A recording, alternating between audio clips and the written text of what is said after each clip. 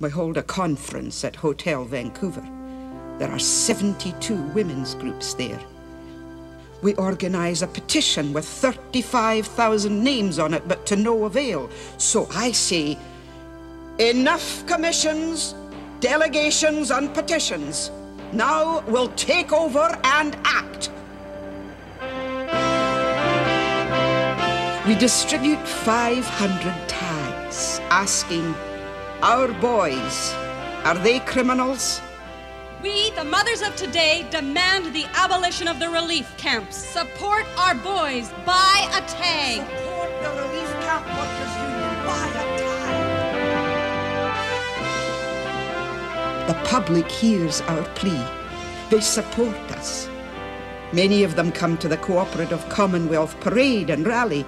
2,000 of us women lead the march. When we enter the rally, such a cheer goes up for our boys. When there's 20,000 people behind you, it's not just your movement anymore.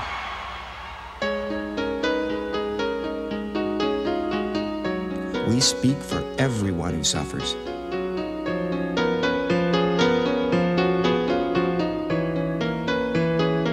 As we held an impromptu rally, we couldn't help but notice that while we were listening to speeches, the square had been completely surrounded by 3 different kinds of police: the city, provincial, and the RCMP.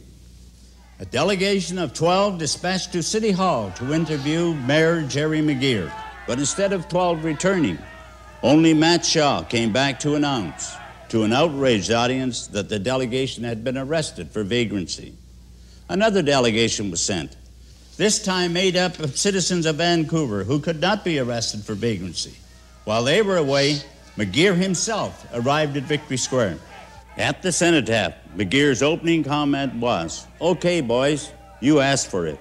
He then proceeded to read the Riot Act, ordering the crowd of about 5,000 to disperse on pain of life imprisonment. After McGeer reads the Riot Act and we all boo and hiss and such, a fella stands up and says, "Let the women in the crowd decide what we should all do. Should we move off and meet to plan our next action, or should we stay here and let the police attack us and take the consequences?"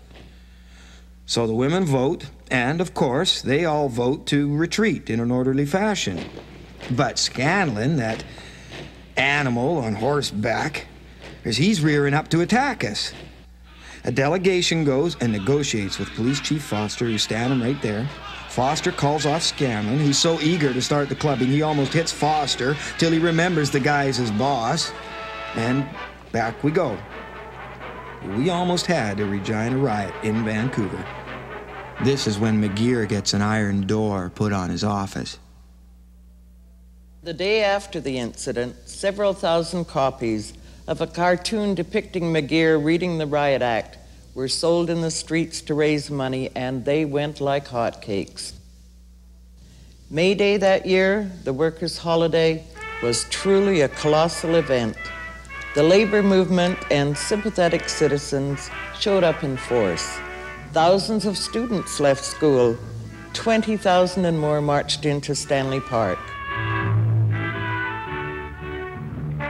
What is the Chinese Protective Association? We're part of the Workers' Unity League. We want inclusion in direct relief like every other race. We will march side by side with Indian, white, and Japanese workers on May Day this year. On Mother's Day, we lead 1,500 relief camp workers to a picnic in Stanley Park. In Malkin Bowl, we form the outline of a giant hat.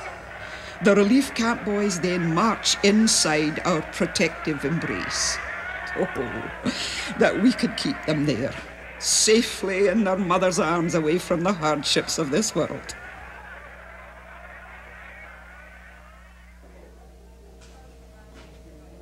On Sunday, we host the boys at our homes for dinner. There are so many mothers willing to feed a hungry boy that we run out of strikers. Many of us give them a warm place to sleep and a bath. So it's sad to let them go again, but Most of us can barely feed our own families. We hold a citywide straw vote. The ballot reads, "Do you wish to abolish the relief camps? And are you in favor of giving immediate relief to the strikers?" The vote? 26,972 for abolition. 513 opposed. Even the mayor is impressed. He immediately wires the federal government. "I urge you to reconsider a plan under which men can be put to work for reasonable wages." The answers from Ottawa and R.B. Bennett were always the same. Full of officious language, they arrogantly refused to recognize the existence of the relief camp workers or to help in any way, shape, or form. Almost every day, the divisions would march through the downtown streets, in and out of stores chanting, "When do we eat? When do we eat?" or their slogan of work and wages. Our funds were almost exhausted. Our slogan, "Condemned to starve, compelled to act." My name is Marion, and I work at the Trocadero. It's on Hastings down in the Tenderloin, where the loggers and the miners and then the relief camp boys come into town. They come into the restaurant, and I give them a bowl of hot water and a cup of coffee. They dump an entire bottle of ketchup into the water to make tomato soup. Smart. And I don't mind. After all, I'm working a 60-hour week, split shifts for starvation wages. About 6 months ago, a line of over 100 men come marching down the street. They divide into groups of 8, one of which comes into our restaurant. The boys sit down and they order a big meal.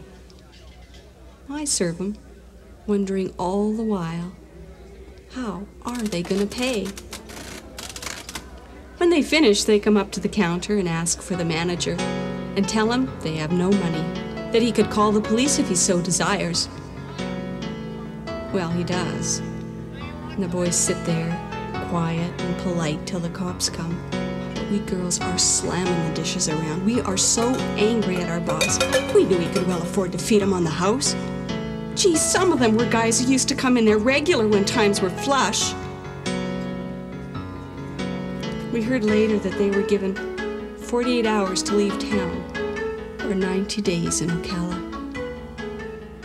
A lot of them chose Ocala. I guess they wanted to fill those jails, show the public how the government is spending their tax dollars.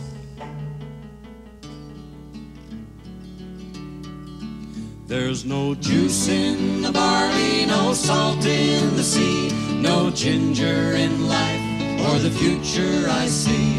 And living ain't quite what it's cracked up to be when you're out of a job.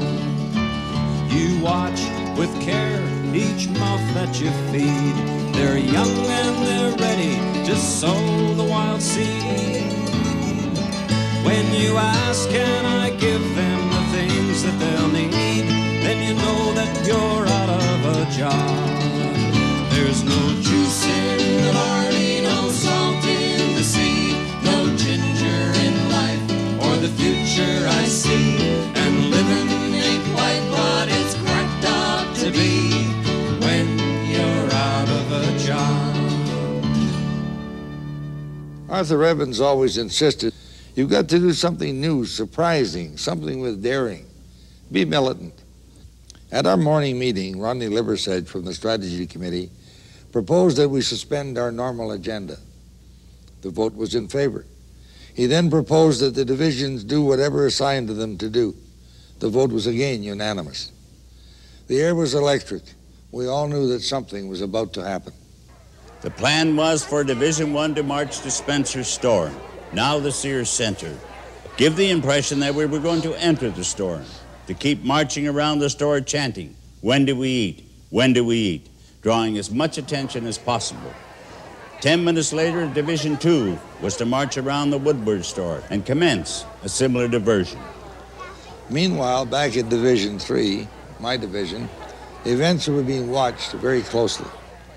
As soon as we got word that the police had been successfully diverted, we marched quick time to the museum, now the Carnegie Center on Main and Hastings, entered the building, instructed the staff to leave, and barricaded ourselves in. The other two divisions joined forces and commenced to stake parade up Hastings towards us. Public support was phenomenal. They stood guard along with Divisions 1 and 2, shouting their support and sending up food and tobacco with wicker baskets to the third floor. You could bet the wires were really humming that day. Telephones was ringing all over town. But the busiest one was the mayor's office. What could he do? By the time our delegation reached him, he was ready to concede 2 days relief and safe conduct from the museum. It was a victory, no doubt about it. We'd finally forced old Jeremiah Jesus McGeer to cough up some relief. What's more, everything had worked out just as planned, not a hitch. We left the museum without a trace of damage, and the crowd cheered as we marched, singing, "Hold the Fort." Hold the fort, for we are coming. Union hearts be strong. Side by side we'll battle onward. Victory will come. Look, my comrades, see the Union banners waving high. Reinforcements now appearing, victory is nigh. Hold the fort, for we are coming. Union hearts be strong. Side by side we'll battle onward. Victory will come. But we didn't have long to celebrate. 2 days later, our relief ran out again. A lot of the boys were getting tired. We'd been marching, tin canning, protesting, and fighting for over a month and a half, and still Ottawa was silent. And the business community formed the Citizens League and started an unprecedented red-baiting campaign. They bought newspaper ads and radio time, condemning the entire Relief Camp Workers Union as a communist conspiracy. Au printemps 1919, Lénine convoque ses agents à Moscou pour le premier congrès mondial de la 3e internationale. Le but de cette redoutable organisation, unir les ouvriers de race blanche, jaune et noire du monde entier pour abattre tous les gouvernements civilisés et leur substituer la République des Soviets. Le modèle de la révolution mondiale, c'est la révolution russe. De tous les pays du monde, les agents communistes sont venus pour faire rapport sur leur activité et recevoir de nouvelles instructions. There was no conspiracy. We all knew who was a communist and who wasn't. If fighting for such simple things was considered revolutionary, more the shame on our society. You can always tell a good idea if an idea is really good. Everybody believes they thought of it first. Well, that's what happened with the idea that we take the strike to Ottawa, the On to Ottawa trek. The plan seemed inevitable and unanimous all at once. There were lots of reasons why we saw it as a good idea. We'd all been told by every level of government available, civic and provincial, that ours was a federal problem, a nationwide problem. They passed the buck. Only Ottawa could help. If Ottawa wouldn't talk to us, hey, we'd go and talk to Ottawa. After all, we were all experienced boxcar riders by this time.